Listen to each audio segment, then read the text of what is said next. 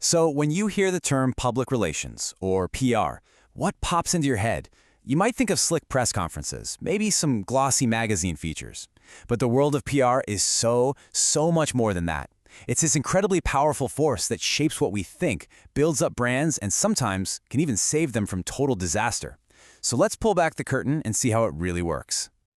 All right, to really get what PR is all about, we're going to jump right into the deep end. We're starting where the stakes are the absolute highest, when a company's reputation is hanging by a thread. So, let's kick things off with a little puzzle for you. What on earth could a Pepsi commercial starring a supermodel possibly have in common with a documentary about killer whales? I know it sounds random, right? But the answer tells you everything you need to know about the real power of public relations. Okay, first up, let's rewind to 2017. Pepsi drops this huge ad campaign with Kendall Jenner. You might remember it. She leaves a photo shoot, joins a protest, and hands a police officer a can of Pepsi. And boom, suddenly all the tension is gone. Well, the public backlash was immediate and it was fierce. People accused Pepsi of trivializing really serious social justice movements. And just like that, the company had a massive crisis on its hands. Now, let's look at a totally different kind of crisis. Back in 2013, the documentary Blackfish came out. It took this really deep, critical look at the lives of captive orcas, focusing in on SeaWorld. The negative publicity from that film was absolutely devastating for the brand. We're talking a huge drop in park attendance, and their market value just plummeted.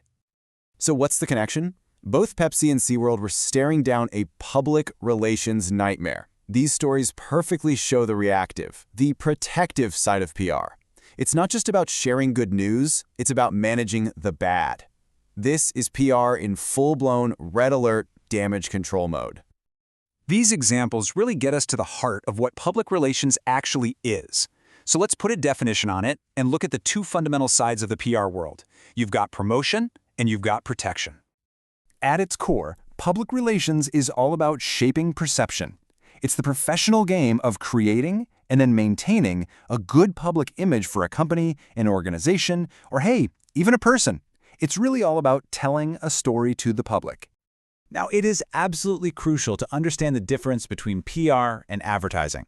Advertising is what we call paid media. A company literally buys an ad spot, so they have 100% control over the message.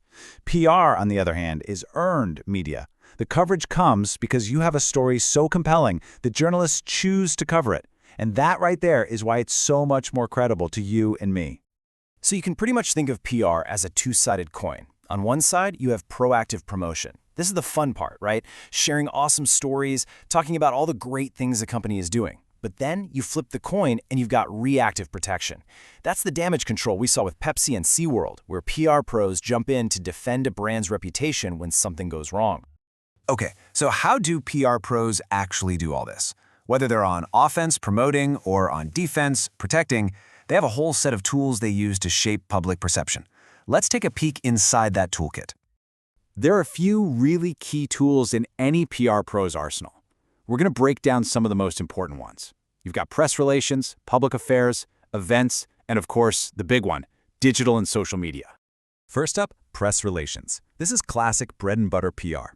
It's all about building and keeping strong, positive relationships with journalists, bloggers, you name it. Why? Because the better that relationship, the more likely they are to cover your good news and, just as importantly, give you a fair shot during a crisis.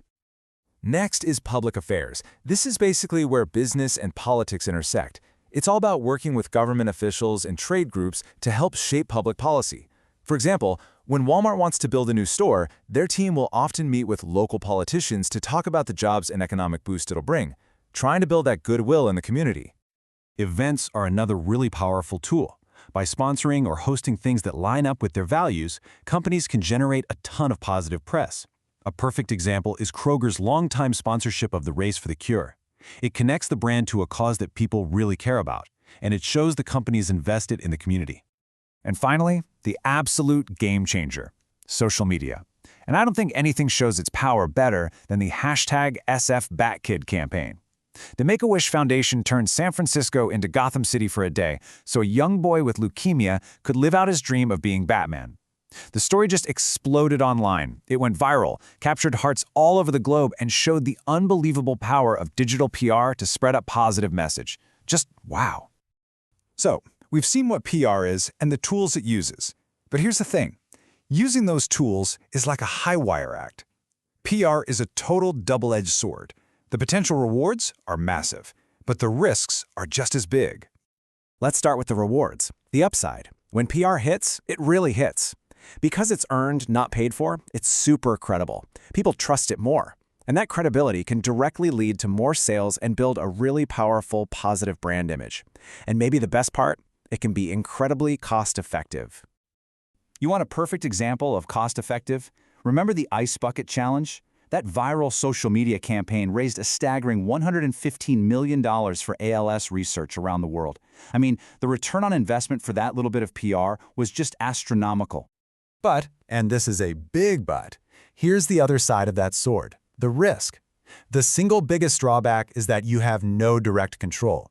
You can write the world's most perfect press release, but you can't make the media cover your story. They decide if, when, and how your story gets told. So there are no guarantees, and it can be really, really hard to measure how well it all worked. Okay, all of this, the good, the bad, the risky, it all brings us to the most important shift in modern public relations. In today's world of information overload and constant scrutiny, one idea, one principle, has risen above everything else as the real key to success. So in a world where everyone has a megaphone, where companies can't hide their mistakes anymore, what is the new golden rule for public relations? The answer, in a single word, is authenticity. And this isn't just a hunch. The data backs it up completely. Look at this survey data from a few years back. An overwhelming 86% of consumers say that authenticity is a huge factor when they're deciding which brands they want to support. It's not a nice-to-have anymore, it's a must-have. And if you're looking for a company that has literally built its entire identity around this idea, look no further than Tom's. From their famous one-for-one model to now giving a third of their profits to grassroots causes, their mission is front and center in everything they do. Tom's is just a masterclass in making sure what a company does lines up with what it says it values, and that makes their PR feel totally authentic.